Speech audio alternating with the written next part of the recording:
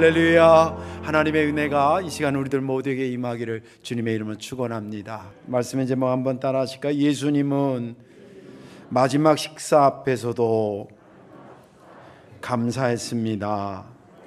아멘. 오늘 설교 들으면서 듣기 전에 여러분들 스스로가 한번 질문해 보십시오. 내 생애에 내가 가장 언제 하나님 앞에 큰 감사를 드렸나, 이런 생각을 하면서 말씀을 들으시기 바랍니다.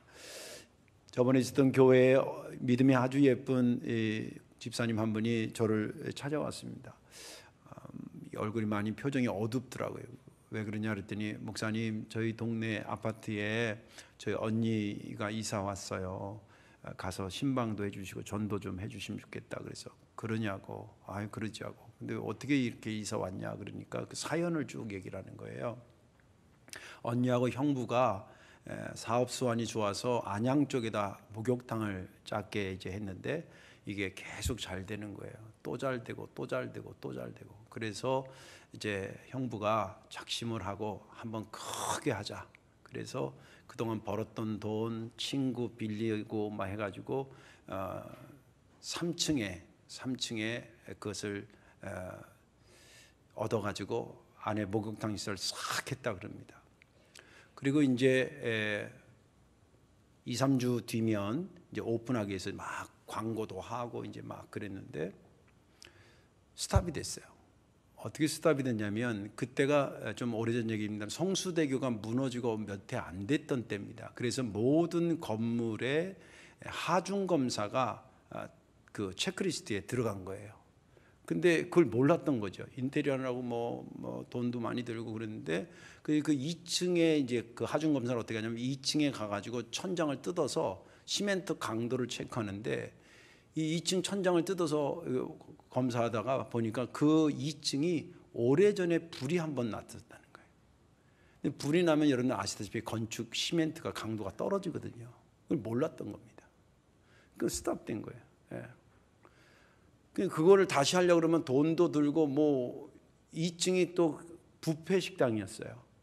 뷔페 식당이 한 달 수리한다면 영업 손실 줘야 되고 뭐 이러니까 눈덩이처럼 불어나서 결국 부도가 났어요. 그래서 참 그 남편이 착한데, 나중에 이제 그 남편도 집사 되고 그랬는데 착한데 구치소에 가고 부도 났으니까.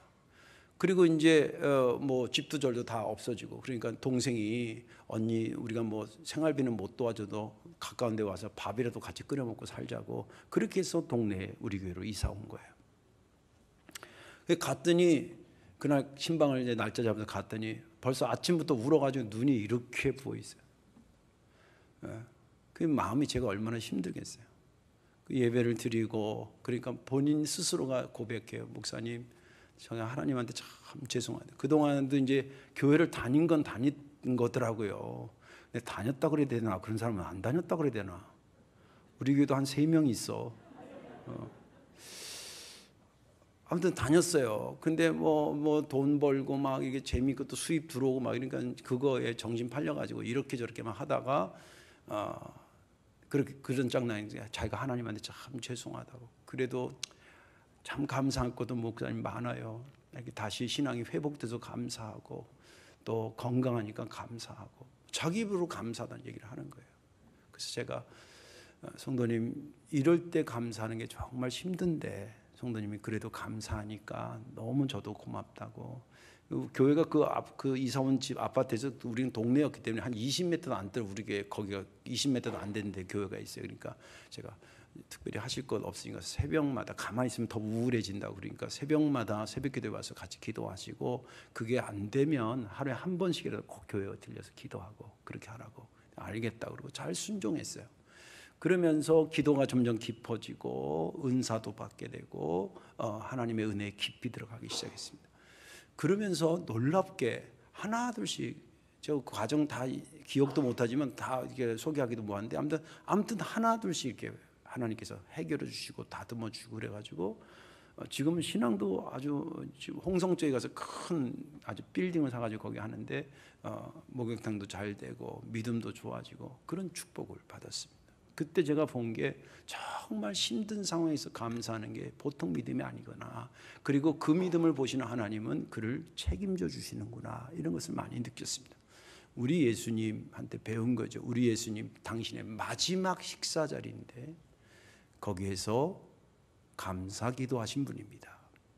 여러분들 신앙의 아주 아름다운 모습으로 꼭 기억해 두시는 예수님의 모습이 되기를 주의 이름으로 축원합니다. 오늘 본문에 있는 말씀은 여러분들 잘 아시다시피 예수님께서 마지막 식사를 제자들과 하신 그런 내용을 담고 말씀이 시작이 됩니다.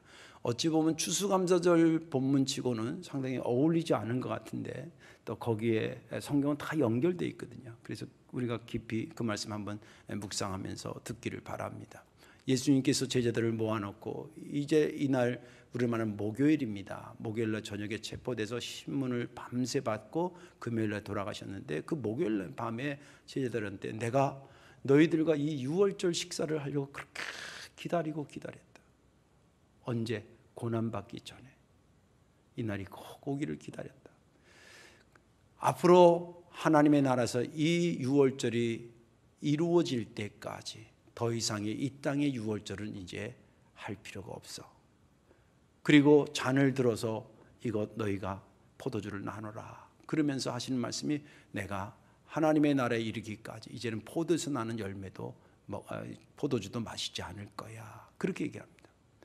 근데 그 포도주를 나눠줄 때 주님께서 감사기도 하면서 나눠줘요. 저는 본문에는 기록되지 않았지만 이때 감사기도 내용을 뭘 하셨을까 이런 걸 자꾸 생각해 봤어요. 여러분들 한번 여러분들의 이야기를 한번 들어보세요. 내가 지금 이 마지막 식사예요. 그리고 내가 내일 죽어요. 그럼 오늘 이 마지막 식사를 하면서 그 자리에서 나는 무슨 감사기도를 할 수 있을까 한번 생각해 보세요. 쉽지 않은 일입니다. 그런데 그렇게 하십니다. 그걸 다 나눠준 다음에 이제 떡을 드셨습니다. 역시 떡을 들고도 주님께서 간절히 감사기도를 하셨습니다. 그리고 제자들에게 떼어주면서 이것은 내가 너희들을 위해서 주는 내 몸이야. 받아 먹어라. 그리고 앞으로 너희들이 모일 때 이것을 꼭 기념하도록 해라. 그래서 우리가 성찬식을 하는 겁니다. 그리고 다 식사가 끝난 다음에 포도주를 다시 들으면서 이것은 내가 너희와 하나님과의 관계 속에 새 언약, 구원의 언약을 이루기 위해서 붓는 내 피라. 그렇게 알고 이것을 받아 마셔라. 그러면서 갑자기 이 식탁에는 안타깝지만 나를 팔려고 하는 자도 있어. 나는 하나님께서 작정하신 대로 예정대로 가지만 그 사람에게는 화가 있을 거야. 그러니까 제자들이 누구지 막 웅성웅성 대다가 오늘 본문에 있는 말씀은 끝납니다. 저는 지난 주간에 이 본문을 보면서 특별히 깊이 생각했던 것은 감사기도라는 얘기가 16절에도 17절에도 나오고 19절에 두 번 연거푸 나와요. 포도주를 나눠줄 때 감사기도, 떡을 나눠줄 때 감사기도. 이게 일반 평범한 저녁 식사에서 감사기도 했다 그러면 그렇게 본문을 쑥 읽으면서 별로 감동이 안 됐을 텐데 지금 이 상황이 어떤 상황인지 저는 알잖아요. 또 여러분들도 알잖아요. 그럴 때 과연 감사기도 나 같으면 할 수 있을까? 이렇게 하니까 예수님의 그 감사기도 하는 모습과 내가 너무 갭이 벌어져 있는 거예요. 그 갭만큼 은혜가 되더라고요. 야, 진짜 대단하신 분이다. 오늘 말씀 저와 여러분들 함께 은혜 받으시고 그런 자리까지에서도 감사하셨던 주님의 그 감사의 모습이 저와 여러분들의 감사의 모습에 큰 원형이 되고 기준이 되기를 주님의 이름으로 축원합니다. 어떻게 예수님은 마지막 식사 앞에서도 세상에 감사할 수 있었을까? 그 첫째는 상황을 복음적으로 해석했기 때문입니다.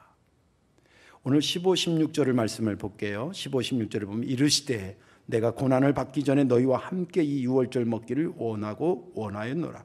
내가 너희에게 이루는 이 유월절이 하나님의 나라에서 이루기까지 다시 먹지 아니하리라 하시고, 이 15, 16절을 보면 분위기가 전혀 다른 분위기의 말인데 한 문장 안에 아주 자연스럽게 섞여 있어요.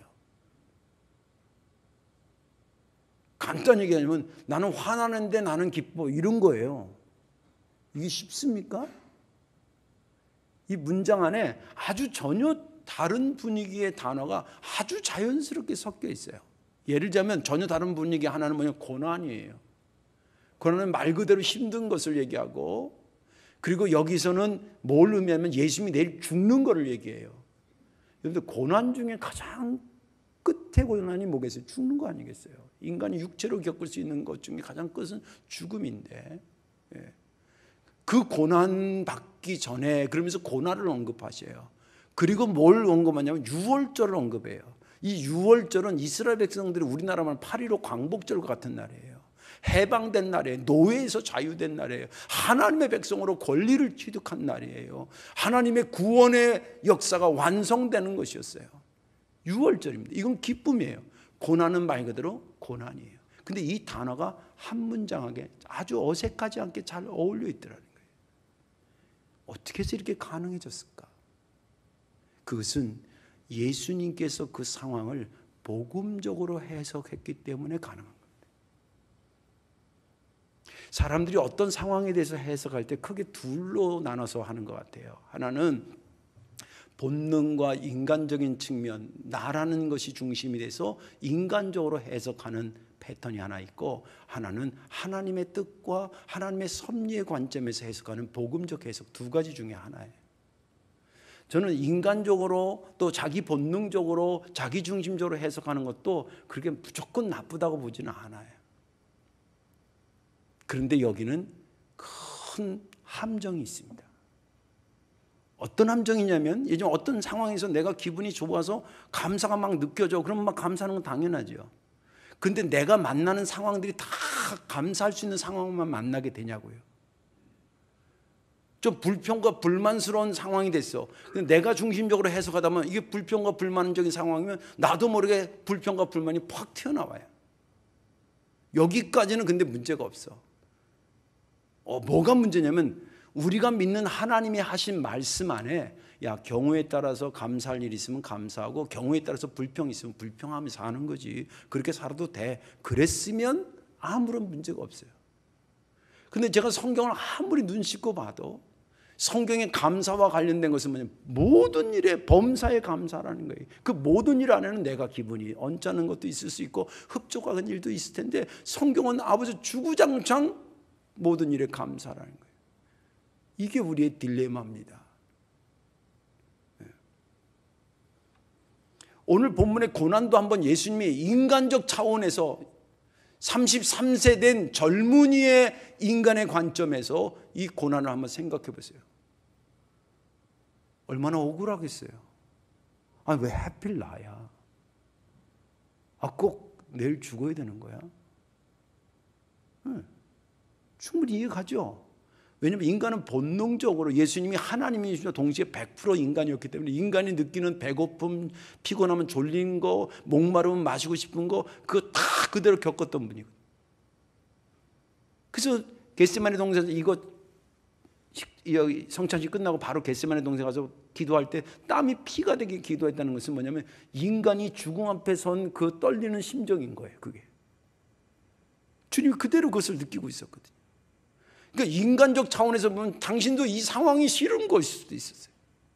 근데 성경은 그렇게 이야기가 흘러가지 않습니다. 그것을 받아들이고 오히려 이 고난받기 전에 내가 이 유월절 식사를, 이 기쁨의 식사를 너희들과 함께하기를 내가 손꼽아 기다렸다고 얘기해요. 그분은 그 상황을 하나님의 뜻과 섭리 가운데 해석했다는, 이걸 이름하여 복음적 해석이라 그러고, 그것이 오늘 본문에는 고난받기 전에 유월절을 내가 기다렸다고, 초점을 고난보다는, 고난 상황이 있지만 초점을 나는 유월절, 하나님께서 이루실 구원의 완성이 될 그 유월절에 비중을 두고 나는 이 상황을 해석하겠다라고 하는 것이었습니다. 고난을 생각하면 회피하고 싶지만 이것을 통해 이루실 하나님의 구원의 역사를 끌어다 보니까, 그 중심에 두니까 이것이 그렇게 해석이 되고, 그렇게 해석된 것이 중요한 게 아니라 그러면서 나오는 게 감사 기도였다는 거예요. 감사 기도였다는 거예요. 이것은 예수님만의 삶이 그렇지 않았습니다. 예수님을 본받은 초대교회 삶도 마찬가지였습니다. 초대교회 보면 사도행전 5장 40절에 41절에 이런 말씀이 있어요. 그들이 옳게 여기, 그들은 바리새인들입니다. 예수 믿는 사람들 박해하는 사람들이 그들이 옳게 여겨 사도들을 불러들여 채찍질하며 예수님의 이름으로 말하는 것을 금하고 놓으니 사도들은 그 이름을 위하여 능욕받는 일에 합당한 자로 여기심을 기뻐하면서 공회 앞을 떠나니라. 여기 본문도 보면 전혀 다른 분위기가 한 문장에 자연스럽게 연결되어 있습니다.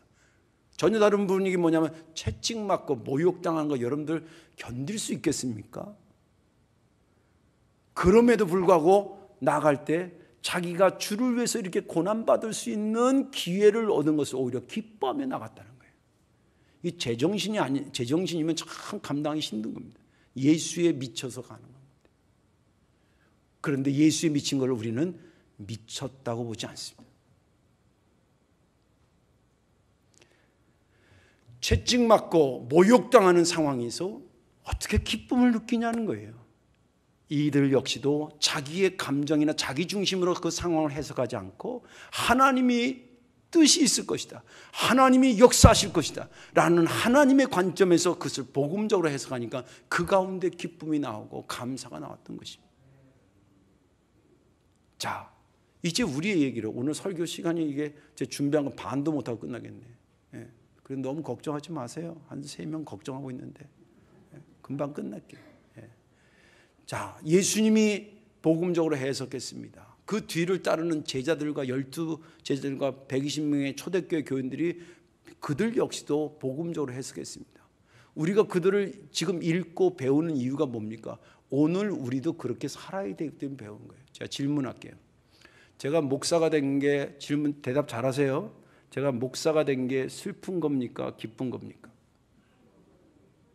남의 일이라고 쉽게 얘기해. 예? 여러분들의 몸에 아픈 거 불평스럽기만 한 겁니까? 감사한 면도 있는 겁니까?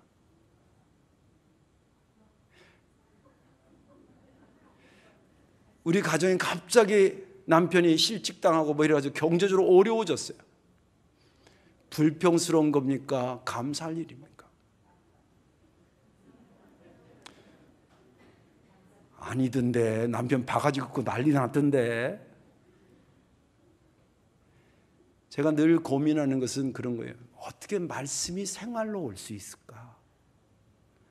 강단에서 분명히 하면 교인들이 아멘 아멘 하고 다 듣거든요.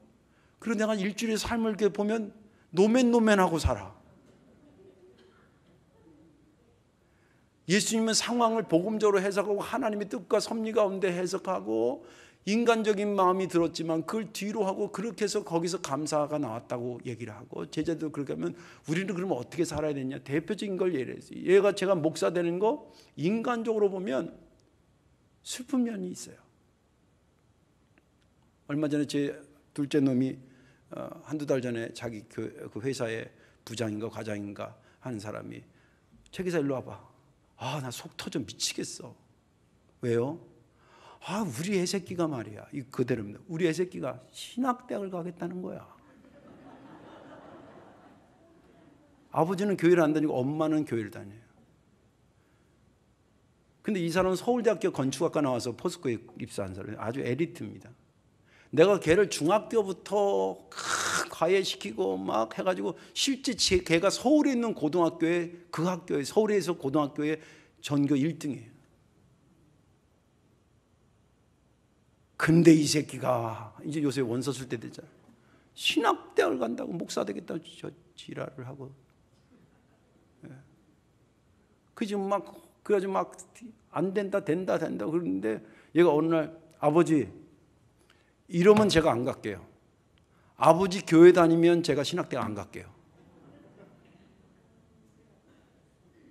그때 아버지가 야 신학대학 가라 그러더래요.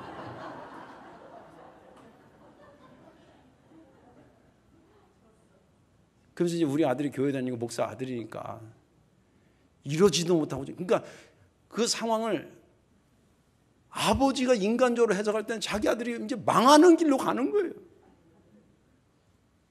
근데 제가 그 얘기를 이렇게 들어보니까 누군가는 하나님의 역사를 정말 엘리트적으로 신학적인 노선이든지 건강한 교회를 위해서 정말 쓰임받기 위해서 하나님이 수속하고 있는 애를 하나 마음을 감동해서 쓰신다고 하면 그 아들 이후에 펼쳐질 하나님의 세계를 생각하면 이 아들이 이거 억지로 가라고 해서 가겠냐 말이지.